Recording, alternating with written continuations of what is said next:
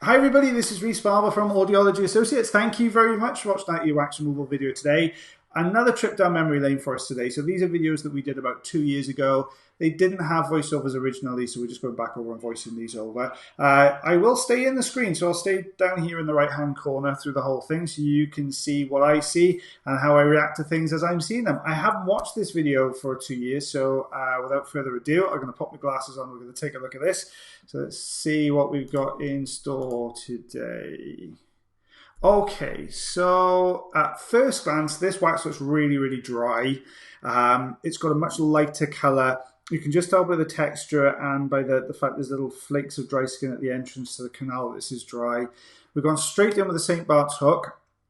It looks as though I've probably already carried out the procedure on the other ear looking at this, because there's a little bit of wax on the St. Bart's hook here. So I'm trying to get behind it to what looks like roll the wax forwards. It's got a slightly stickier texture. I'm kind of tilting my head to the side because the whole ear canal's off 90 degrees. So we're just trying to get behind it, roll this section of wax forwards. There we go. It's just starting to roll down. Trying to get behind it. I'm using the thin end of the St. Bart's hook to get behind and pull it forward. So we've got a nice big chunk there. You can see just how dry that is. Oh, there's a few more bits and pieces in there. There's a layer of dry skin around the outside edge of the canal there, and then we've got this bigger section further in. So I need to try and get behind that with the actual 90-degree bend on the hook. So to get behind the wax and pull it forwards. Just rolling it down. You find with some of these waxes is when they're very dry like this, there might be a piece of dry skin holding everything in. I'm tidying up now with the Jobson horn. Yeah, you can see there's a long strip of dry skin there. As we're getting hold of it, you can, there we go. You see it just peel away. Excuse me. And there's a bit more dry skin behind that as well. So we've got the Jobson horn in here now.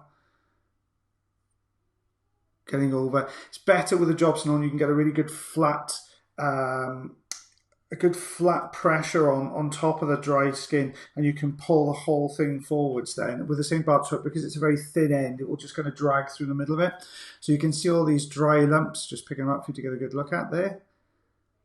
This was obviously pre-ruler days, so we didn't have the ruler to measure it out back then.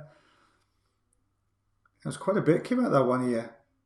Okay, so this is our second patient today. Oh, St. Bart's hook again.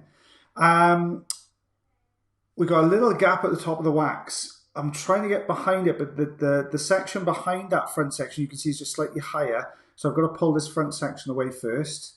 So I've got a good grip there.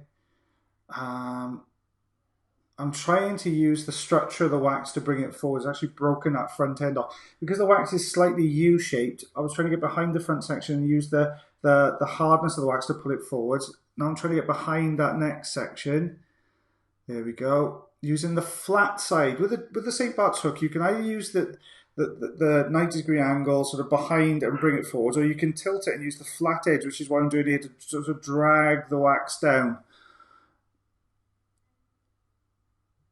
Looking at how that's oh, there we go. Now it's loose. But looking at how that's coming out, see the back end of it is it's wobbling up, and you can see the back end is still attached in there. That's going to be a piece of, oh, yeah, look at that's a really good piece of dry skin attached to the back of that. And it's actually, you can see how much more there was behind it. So there was no way that St. Bart's hook was going to get behind that. I've put some olive oil in here to try and loosen this up. The difficulty, I thought that was good. As you can see, there was a little bit of dry skin on the left canal wall. Now, as you pass over that with the suction, it automatically flicks up into the end of the suction. So what I'm doing here is using the Zollner tube to try and bring this deeper section much further forwards. But that large flap of dry skin just flicked up in the way of the suction there. I don't think this is going to come out without us taking that piece of dry skin away first. Trying to work the top down. What I'm doing now is trying to use the wiggle to slowly draw that top section down and around. And that piece of dry skin now is lifted, you can see from the left canal wall. It's going into the suction now, which means it should start budging in a second or two. It's really held on there. You may well hear my son and daughter in the background. They're just behind me on the other side of the wall. Just slowly, there you go. Now we're starting to peel that top section. See, it's sliding around the side of that initial section of wax. There we go. So that's broken away, which means this lump is going to be slightly smaller.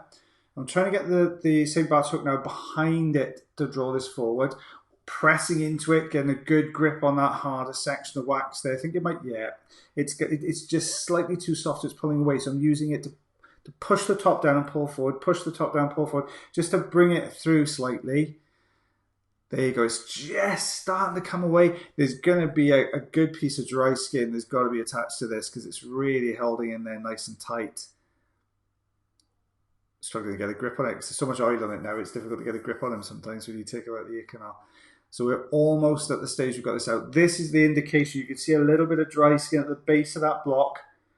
Difficult to get behind. I'm using the end of the St. Bart's hook to press down, open the gap. There we go. Now we've got a good gap. We can get behind that, pull it forwards. Oh, it's really holding in there. Something's attached to it. Yeah, you can see that long strip look of white stuff at the bottom. That's dead skin coming away there. And the eardrum actually looks really healthy. Lovely shiny light reflex there. So you can see we've got the wax and dry skin together there. Yeah, some quite sizable pieces in that patient's ear canal. Yeah. That was really good. I enjoyed that. So what we had there was a lot of dry skin. Now, you can normally tell it's going to be dry skin when we look in the patient's ear canal. Just at the entrance to the canal, you would have seen lots of little lifts, like little triangles of kind of dry skins are going in. That's normally a good indication that wax then is going to be really hard behind that. Now, I opted to use the St. Bart's hook a lot in that one, in those two patients. I have kind of mixed feelings about the St. Bart's hook. It's a great tool if you've got a very specific set of circumstances. It works really, really well. For some of that, I probably would have used a Jobson horn these days because I find it's a much better tool for some of these dry skin. You can work it between the edge of the ear canal and the layer of dry wax there. You tend to have a bit of dry skin that's going to hold everything in place. You can work that Jobson horn in there and pull it down then to get that out. But the St. Bart's hook also works really well if you've got a bit of a, if you've just got enough of a gap that will safely accommodate the kind of 90-degree angle on the end of the St. Bart's hook. You can go past the wax, tilt, which gets behind it, and then you've got this kind of pull effect. If the wax is solid enough, then that pull effect will pull the whole thing out. If you've got slightly thinner wax or slightly softer core to the wax, what tends to happen is as you put that in, if you imagine it's quite a thin angle like this, as we bring that very bit, see, as you bring it forwards then, what tends to happen is you cut straight through the middle of that wax and you end up causing it like a gully in the middle, which separates the two sides off, which is going to be a little bit harder to get out. But you do tend to find you've got this, with this kind of harder wax like that, Jobson horn St. Bart's hook does tend to work quite well. If it's really, really hard, crocodile forceps are a dream for that type of wax. You get a really hard plate of wax there. Crocodile forceps are going to come in, you're going to hold on to that, it's going to really pull that out well. So yeah, a few different things you could have used in there. Well, I really enjoyed that. It was good fun. I hope you did too. If you are enjoying the videos, then please like, share if you're brave enough to do so, or subscribe to the channel. There are going to be, I think I've got 2 more wax removal videos left. We are looking at, we have been sort of changing things. We're trying to order some PPE so we can get back to work. That's probably going to be in the next 3 or 4 weeks, I'd imagine. So fingers crossed, things will go back to normal from our end. But I hope you guys are all doing well. I know COVID-19 has certainly touched our family, and I hope you guys are all doing well. Okay, I hope you're all looking after yourselves and one another. Please, guys, really take good care of yourselves. We will be back on Wednesday, and I shall see you then.